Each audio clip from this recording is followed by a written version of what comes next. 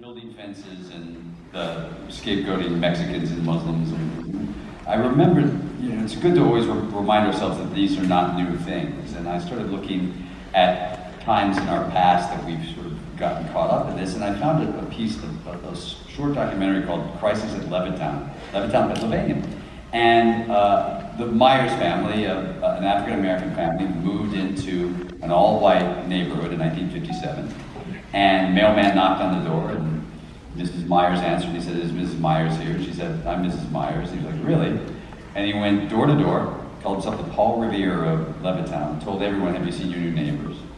By that night, there were 500 people on their lawn. They built a fence around their house. They hung Confederate flags. It was up in the Northeast.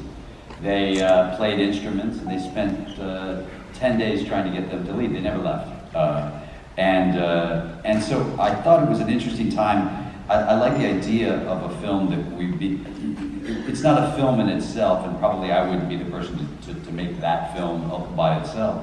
But it felt like if we took these really flawed, screwed up characters in a time, and put them in a time period when we look back in the United States and think this was our golden era, if you were a white straight man, it was really good.